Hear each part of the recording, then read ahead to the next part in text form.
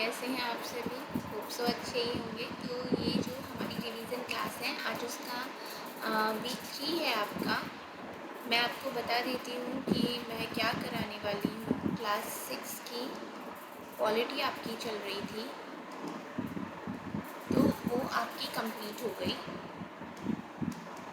उसमें आपका week wise जो रिवीजन हम कर रहे थे, वो वीक 1 आपका कंप्लीट हो गया, जिसमें आपके स्टार्टिंग के 1 to 3 चैप्टर्स हुए थे। वीक 2 में आपका 4 और 5 चैप्टर हुआ था, और आज ही आपका वीक 3 है, जिसमें आपका हम चैप्टर नंबर 6, 7 और 8 करेंगे। इनकी डिटेल वीडियोस में करा चुकी हूँ। रिवीजन क्लास का मतलब सिर्फ यही है कि अगर आपने डिटेल वीडियो नहीं देखी है तो आप इस क्लास को देख सकते हैं और इम्पॉर्टेंट पॉइंट्स को आप नोट कर सकते हैं, जो आपकी एग्ज़ाम की प्रिपरेशन में आपके लिए काफ़ी हेल्पफुल रहेगा। हम सीटेट जुलाई की प्रिपरेशन कर रहे हैं। अपने चैनल पर मैं कंप्लीट एसएसटी की प्रिपरेशन कराती हूँ, जिसमें आपका हिस्ट्री, पॉलिटी और ज्योग्राफी तीनों ही कंप्लीट हो जाते हैं। और ज्योग्राफी अभी मैंने पॉलिटी से स्टार्ट किया है, जिसकी क्लास 6 आपकी कंप्लीट हो चुकी है। ठीक है, इसके बाद हम मंडे से अपना क्लास 7 का स्टार्ट कर देंगे, और उसकी संडे टू संडे की उसकी भी वीक वाइज क्लासेस रिवीजन की रहेगी, तो आपका साथ के साथ रिवीजन भी होता चलेगा। ठीक है, तो चलिए क्लास को स्टार्ट करते हैं।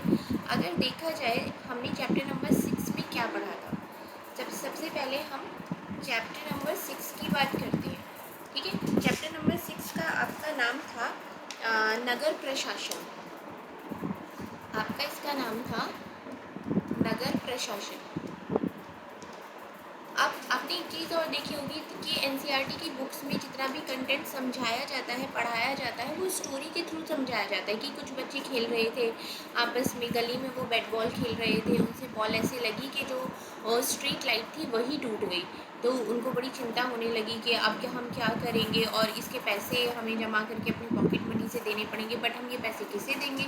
ये स्ट्रीट लाइट का देखभाल कौन करता है, कौन रख रखाव करता है इन सारी चीज़ों का?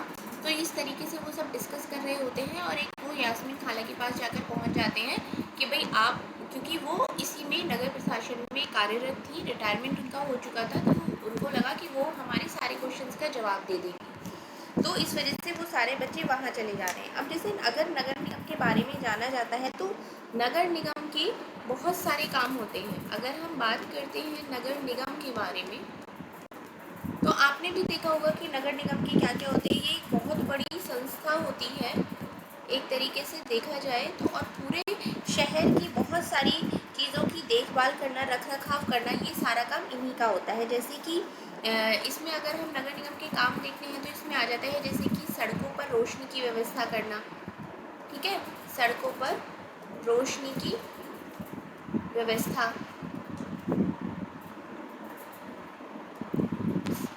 करना। ठीक है, और पानी की देख रेख करना, कूड़ा इकट्ठा करना, कहाँ होगा नहीं होगा, और पानी की सुविधा उपलब्ध कराना, सड़कों और बाज़ारों की सफाई का ध्यान रखना। ये सारे काम किसके होते हैं? सफाई का ध्यान रखना। ये सारे काम होते हैं आपके नगर निगम के। ठीक है, ये सारी बात हो गई। उसके बाद इन्हीं का एक और काम भी होता है कि शहरों में बीमारी नहीं फैलनी चाहिए, और जितने भी हमारे दवाखाने हो गए या हॉस्पिटल चलाने का काम भी जो होता है, बाग बगीचे का जितना भी रख रखाव होता है, वो सारा काम भी नगर निगम का ही होता है। अब इसमें क्या चीज़ आ जाती है, जो कि बड़े शहरों में नगर प्रशासन चलाने वाली जो संस्था होती है, उसको हम नगर निगम कहते हैं। जो बड़े शहरों में जो नगर प्रशासन का काम करती है, उसको हम नगर निगम कहते हैं। लेकिन जो कि छोटे शहर होते हैं, जो कि जैसे कि आपके कस्बे हो गए, उन्हीं में इसको हम क्या बोलते हैं?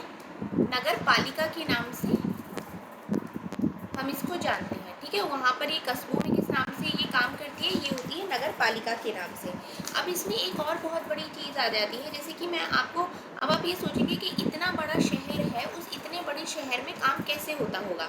जैसे अगर हम बात करते हैं कि इतना बड़ा शहर है पूरा, जैसे सपोज़ ये आपका इतना बड़ा एक तरीके से शहर हो गया फॉर एग्ज़ाम्पल, तो ये क्या होता है? ये पूरा शहर जो होता है, ये छोटे छोटे वार्ड्स में डिवाइड होता है। ठीक है, ये इधर का इलाके का एक वार्ड हो गया, इधर का ये हो गया, इधर का एक ये वार्ड हो गया। अब जैसे कि ये अलग अलग वार्ड में डिवाइड होता है, तो हर वार्ड का एक इंडिविजुअल पार्षद चुना जाता है। कौन होता है वो? पार्षद होता है। ठीक है, लोग ही उसका चुनाव होते हैं, पार्षद के चुनाव होते हैं और उसको चुनते हैं। ये एक इंडिविजुअल एरिया का होता है, ठीक है। अब जैसे पूरे शहर की अगर हम बात करते हैं कि पूरे शहर के लिए अगर कोई निर्णय लिया जा रहा है, कोई बात मिल होती है, कोई समिति होती है, तो ये सारे लोग ही मिलकर एक समिति बनाते हैं जो कि पूरे शहर से संबंधित जितने भी निर्णय लिए जाते हैं उन सब पर ये वर्क करते हैं। लेकिन अगर इंडिविजुअल किसी एरिया की बात है कि इस पोर्शन में पानी की समस्या हो रही है, या इस पोर्शन में कूड़े वाला नहीं आ रहा है, या इस पोर्शन में कहीं पर बिजली का कोई तार लटक रहा है, तो ये जितनी भी समस्या अगर होती है तो यहाँ के लोग इस इंडिविजुअल पार्षद के पास जाते हैं कि भाई हमने चुनाव करके तुमको चुना है, तो हमारी समस्या का समाधान करना तुम्हारा काम है। अगर वो काम इसके वश में नहीं होता है तो फिर ये बाकी पार्षद के पास जाते हैं, पूरे शहर की एक मीटिंग होती है, उसके बाद ही उसका कोई सॉल्यूशन निकलता है, ठीक है।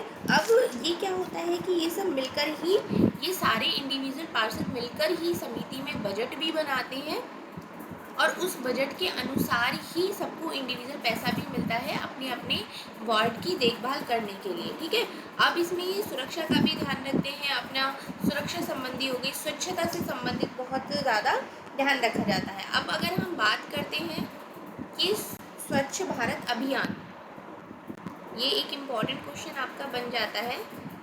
स्वच्छ भारत अभियान आपका कब स्टार्ट हुआ था? तो वो आपका हुआ था 2 अक्टूबर 2014 में आपका स्वच्छ भारत अभियान स्टार्ट हुआ था, ठीक है। ये आपका जो चैप्टर नंबर 6 है, ये उसका मैंने आपको समझा दिया है कि नगर प्रशासन क्या होता है। नगर निगम होती है, एक बहुत बड़ी संस्था होती है, जितनी भी शहर की चीज़ें होती है उनका व्यवस्था करना, उनका ध्यान रखना, ये सारा काम आपका नगर निगम का होता है। और छोटे शहरों में हम इसको नगर पालिका भी कहते हैं। अब बात आ जाती है चैप्टर नंबर 7 की। चैप्टर नंबर 7, इसमें आपने क्या किया है, इसमें आपका आ जाता है ग्रामीण क्षेत्र में आजीविका।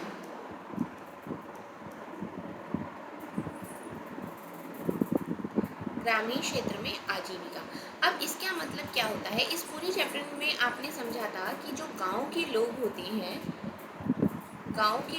हैं, वो किस तरीके से अपना जीवन जीते हैं। जैसे कि आपने हमेशा देखा होगा, चाहे गांव में, चाहे शहर में, चाहे कहीं भी जगह आप जाते हैं, एक स्तर होता है। स्तर मतलब कि हर लेवल का एक बंदा होता है। सपोज करिए कि अगर आप सड़क पर चल रहे हैं, सड़क पर अगर आप चलते हैं तो आपको एक रिक्शा चालक भी मिल जाएगा, ठीक है। वहीं दूसरा आपको एक रेड़ी लगाता हुआ भी मिल जाएगा, एक फलों की ठेली लगाता हुआ भी मिल जाएगा। थोड़ा सा आगे आप चलेंगे तो आपको छोटी छोटी दुकान भी मिल जाएंगी।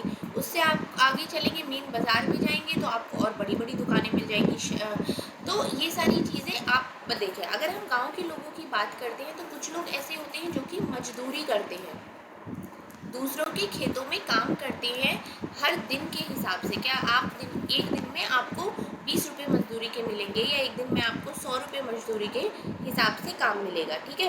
कुछ होते हैं कि जो उनका खेत हो गया तो वो तो मालिक हो गए ना, तो मालिक का एक अपना स्तर होता है काम करने का। उसी गांव में किसी ने एक अपनी परचूनी की दुकान लगा रखी है छोटी सी, तो वो अपनी उस तरीके से आजीविका चलाते हैं।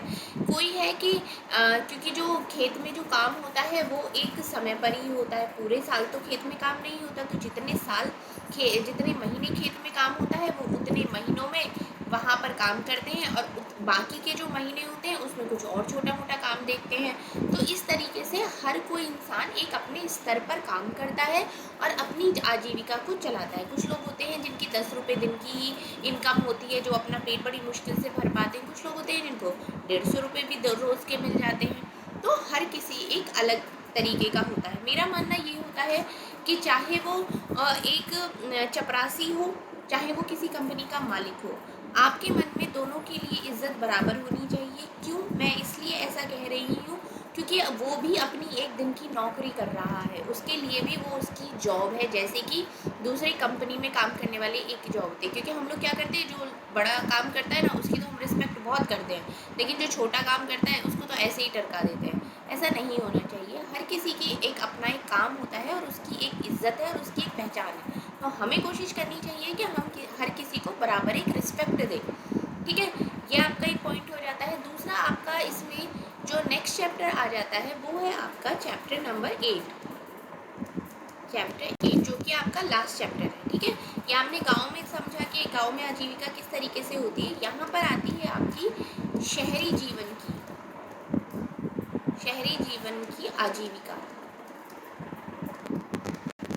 शहरी जीवन में किस किस तरीके से आजीविका लोग बिताते हैं अपनी, तो ये भी उन्होंने एक स्टोरी के थ्रू बताया गया है कि कैसे एक लड़की अपनी मासी के साथ पूरा बाजार घूमने जाती है। वो सड़कों पर एक रिक्शे वाले को भी देखती है, फिर एक रेडी लगाते हुए वाले को भी देखती है। उसके बाद वो मार्केट में जाती है तो भी उसे बहुत सारी छोटी छोटी दुकानें भी दिखती हैं, फिर बड़ी दुकानें भी दिखती हैं, मॉल भी दिखता है।